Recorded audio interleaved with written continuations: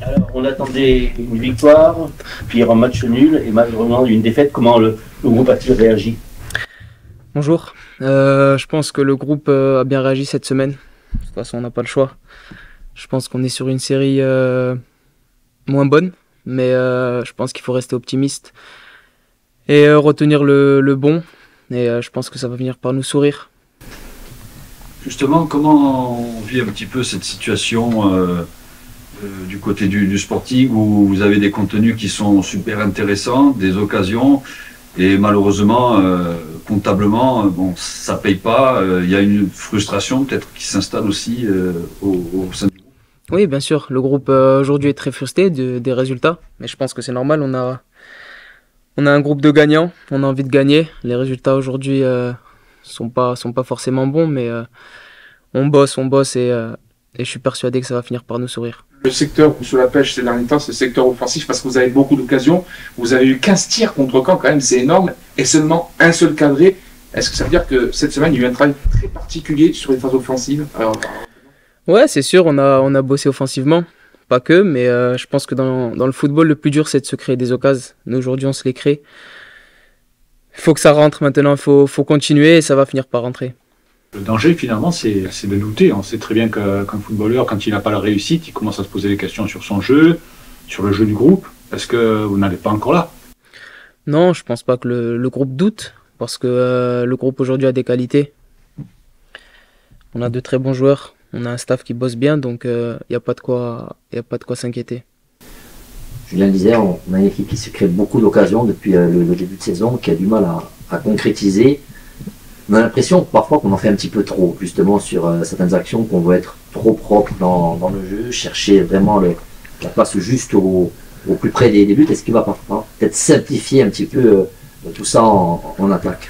Ouais, peut-être simplifier tout ça, mais je pense pas qu'on force, je pense pas qu'on déjoue. Maintenant, il y a d'autres manières de gagner un match, comme par exemple sur les coups de pied arrêtés, où je pense qu'on n'est pas forcément très très très bon en ce début de saison. On a bossé, on bosse et j'espère qu'on va marquer des buts, hein.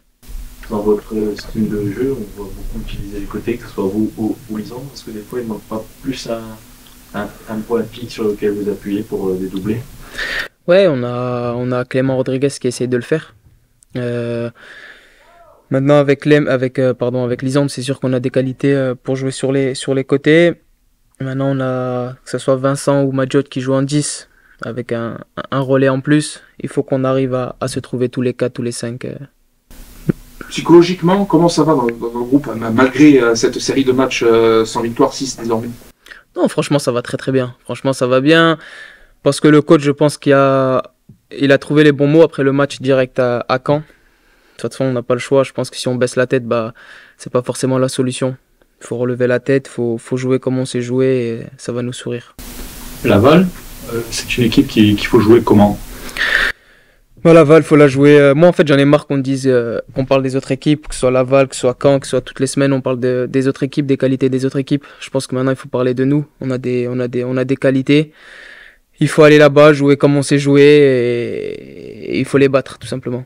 Fabri Placide, Bonnert, Menadier, Harris, Guida, Quesson, Guevara, Ronca, Ducrot, Etoga, Janet, Maggio, Titomi, Boutra, Cissé, Rodriguez. Et ça sera Tramoni ou Boumaoui parce que Lisandre il a un petit souci musculaire. Et on va vérifier ça cet après-midi en imagerie.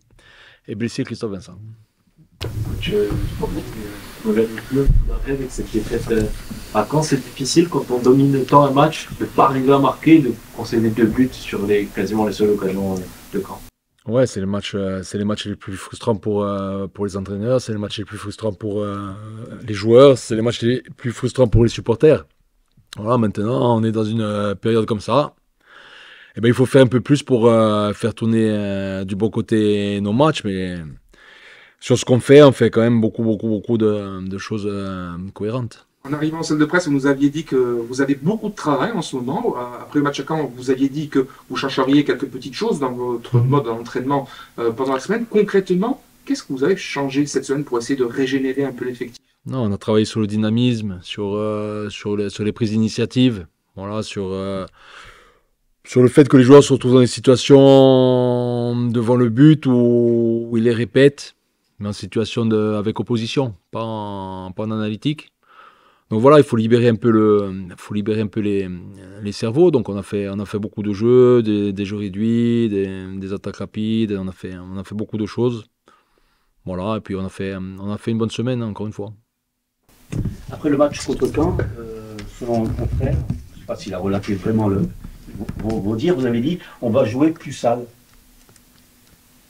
Ouais, peut-être j'ai dit plus sale, mais ouais. Mais c'est pas sur nos principes, mais dans le sens où on est très très propre. On est très très propre, on est très discipliné, on répond aux attentes, et ce qui est bien du staff et de l'entraîneur. Mais à un moment donné, il faut savoir gagner un peu les matchs peut-être différemment et sortir peut-être un tout petit peu du cadre. Voilà, alors sans être sale, c'est quoi? C'est pas faire n'importe quoi. Voilà. Le match de Caen, il est propre, hein, mais on perd 2-0.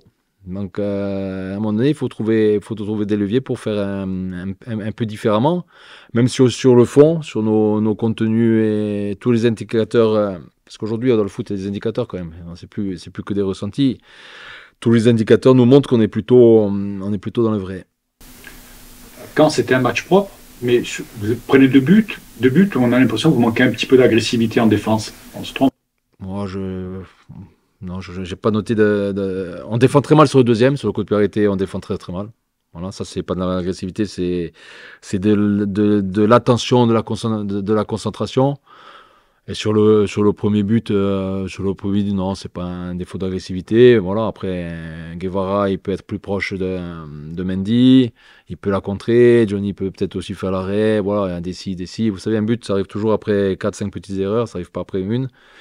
Et à l'arrivée, en ce moment, on n'arrive pas. Dès qu'on en fait des petites, on paye cash. Hein. Nicolas Seub, à la fin du match, disait, c'est pas pour tourner après, mais il disait si le Sporting arrive à Alessandro Mendy, la rencontre était gagnée. On revient toujours à ce profil peut-être qui manque. Est-ce que vous le ressentez vraiment ou pas forcément encore? Non, il nous manque quelqu'un, c'est sûr, dans la rotation, ça c'est sûr. Mais maintenant, même sans Mendy, c'est un match qu'on doit gagner. Voilà, ça se joue sur le poteau de Lisandre, ça se joue sur le pénalty non sifflé, ça se joue sur le tir contré juste avant la mi-temps de Lisandre, ça se joue sur... On rentre, je sais pas moi, 25 fois dans la surface. Alors sur les 25 fois, on va pas tout réussir, mais il faut un peu plus, pour le coup, moins sale mais plus propre, il faut être plus efficace dans nos choix ou dans nos prises d'initiative. Voilà, c'est tout, il faut avancer à ce niveau-là. Amine Moutra, qui vous a précédé, parlait aussi des coups de pied arrêtés. Le Sporting n'a plus d'efficacité sur coups de pied arrêtés. C'est un problème, c'est un point noir pour vous? Ah ouais, c'est un point noir, ouais, c'est sûr, c'est un point noir. Alors pendant de nombreuses années, même si j'étais très loin, Salamon, je devais faire du bien quand même, ce coup de pied arrêté. Après, il y avait des joueurs qui étaient agressifs dans la surface. Voilà, on s'est remis, vous savez, là, quand on a enchaîné ces matchs, voilà, par exemple, les coups de priorité, c'est des choses qu'on ne travaillait pas du tout, parce qu'on n'a pas le temps, on a un peu réaccentué la chose, mais c'est sûr qu'on est en déficit sur nos réussites sur le point de vue des coups de priorité offensifs. Pour revenir sur cette expression jouer sale, c'est sur notre domaine cette fois. Certains ont pu avoir l'impression que cette équipe du Sporting, depuis 2-3 matchs, est peut-être un peu moins impliqué, on va dire, sur des points chauds du match, par exemple sur des joueurs adverses qui sont peut-être un peu brutaux, sur des décisions arbitrales, ou en début de saison, on voyait parfois les joueurs se regrouper plus qu'ils ne le font actuellement. Est-ce que vous avez senti vous aussi une petite baisse de ce côté-là, pas en termes d'adversité, mais en tout cas d'implication énergétique? C'est moi qui... Non, implication énergétique, non. Énergétique, non. Parce que sur tous les matchs, on est... Sur l'implication, rien à dire. Sur l'implication, hein, sur le rendu athlétique, sur ce que les joueurs donnent, rien à dire. Par contre, c'est moi qui l'ai souligné en premier. Après le match de, je sais plus, un match après un match de Clermont, pas un match à la maison. C'est moi qui l'ai souligné. J'en avais parlé déjà là, à Pau, 3 jours avant, que je sentais qu'on n'avait plus cette saine agressivité, ou du moins pas suffisamment. Mais voilà, c'est pas sur le match de Caen, ça se joue pas là-dessus. Après, sur le corps arbitral, vaut mieux qu'on reste un peu tranquille parce qu'on n'a pas, on n'a pas la main. Par contre, sur les situations qui se sont passées contre Clermont, c'est sûr, c'est moi qui l'ai relevé en premier, donc vous ne m'apprenez rien.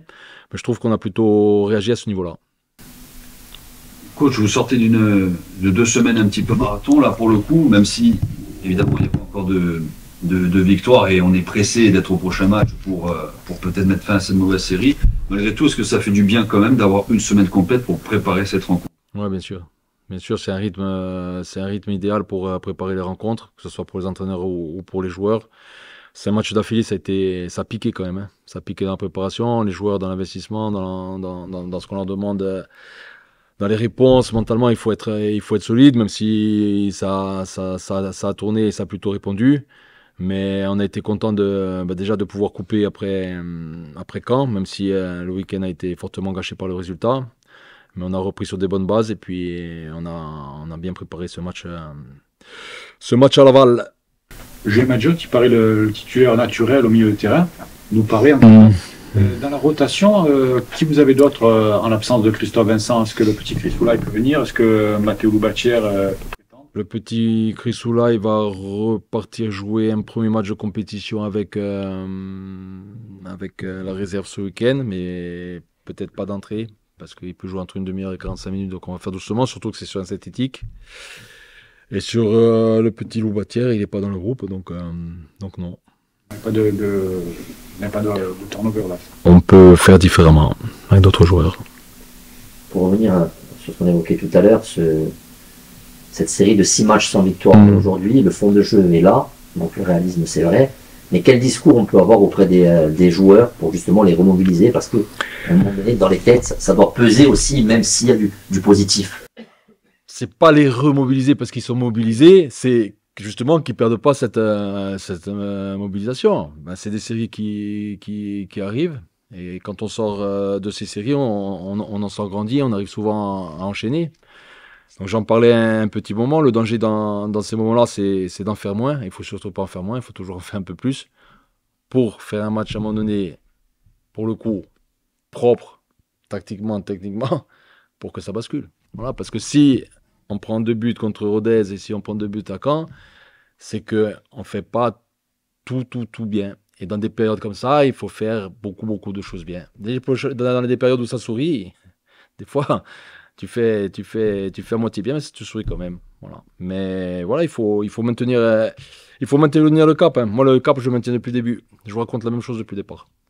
Sur cette équipe de Laval qui arrive, qu'est-ce que vous allez le mettre en place en plus avec cette semaine de préparation, peut-être plus de verticalité par moment? Après, ça va dépendre de ce qu'ils vont nous proposer aussi. Hein. Déjà, c'est une bonne équipe de Ligue 2, très homogène, très complète, qui maîtrise ce qu'elle fait. Ils ont joué de plusieurs manières depuis le début de saison. Voilà, il va falloir déjà répondre aux défis athlétiques. Parce qu'ils ont encore de la taille, ils ont de la force, ils ont de la vitesse, ils ont de la technicité. Donc non, nous on va pas changer fondamentalement ce qu'on fait, parce que aujourd'hui ce qu'on fait, ça déstabilise quand même les équipes. Hein. La réalité c'est là. Voilà, y a pas, hormis la première mi-temps de Metz, la deuxième mi-temps de Metz, il n'y a pas une mi-temps où on a pris l'eau sur ce championnat. C'est la réalité. Et c'est la réalité, c'est pas moi qui le dis. Hein. Quand on regarde les chiffres, parce que les chiffres c'est parlant, et aujourd'hui il y a plein de choses qui se font, ben, sur la possession, sur les grosses occasions contre nous, même sur le tir sur les poteaux. On a 5 tirs sur les poteaux depuis en 13 matchs, c'est énorme. Donc 4 celui de Félix, ça n'impacte pas contre Paris, ça n'impacte pas le match, mais tous les autres, ça impacte à chaque fois le match. Donc, le poteau d'Isandre, il y en a eu un Ronca 0-0 contre Clermont, Clément, le 1 partout, ça fait 1 partout à Pau. Enfin bon, on va pas refaire la saison. Mais voilà, moi je regarde froidement nos matchs et je regarde froidement ce qui en découle à côté. Mais ce qui en découle à côté, statistiquement, hein, voilà. Donc les statistiques, ça reste que les statistiques, mais on est plutôt dans le vrai. Donc je vais changer totalement ce qu'on fait. Non, je vais pas changer totalement ce qu'on fait. Par contre, il nous manque des petites choses, et il faut en prendre conscience. il faut basculer du bon côté. Mais peut-être ça sera ce week-end, peut-être ça sera pas, j'en sais rien. Hein. Mais moi, je garde le fil. Dernier petit mot peut-être sur Alexandre Tramon, vous avez dit que, donc, il était incertain. Ouais. Est-ce que c'était pour ça qu'il est sorti en première période d'un camp parce qu'il y avait déjà une petite alerte, ou est-ce que c'était par rapport à un problème, par exemple, de repli défensif? Bonne analyse, Julien. C'était pas un problème de repli défensif. Voilà, à partir de la 25e, Julien... pas Julien. Lisandre avait du mal à faire les retours. Il faisait les allées plutôt correctement, mais il faisait pas le retour et on a été mis en danger sur certaines situations. Et j'ai pris la décision quasiment dès la 30e, parce que j'ai estimé que sur ce que je voyais, je pensais qu'il n'avait pas les jambes sur ce jour-là. Mais pourquoi il n'avait pas les jambes? Parce qu'il ne voulait pas, hein. Parce qu'il avait démarré à Ajaccio, parce qu'il avait fait ses 70 minutes ici. Et Lisandre, c'est un joueur qui n'a jamais enchaîné en match depuis qu'il a démarré en pro. Hein. En Italie, il n'enchaînait jamais les matchs. Hein. Donc voilà, c'est par rapport à ça. Et même s'il a la grosse occasion à la 44e, là, bon, j'avais décidé de changer. Et pourquoi je change aussi à ce moment-là? Parce que je sais qu'il n'est pas dans un jour extraordinaire athlétiquement. Enfin, je le constate. Je peux lui donner encore 10 minutes, un quart d'heure. Mais ça me mange un stop. C'est-à-dire que quand je fais le changement à la mi-temps, j'ai encore 3 stops derrière. Donc si je change au bout de 10 minutes, ça me mange un stop. Donc tout ça fait que Lisandre Tramogne n'a pas démarré la seconde mi-temps. Mais je lui ai montré tout ça.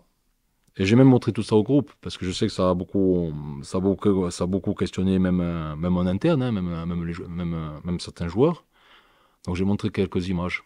Mais bon, après, des fois j'ai raison, des fois j'ai tort. Mais là j'avais raison.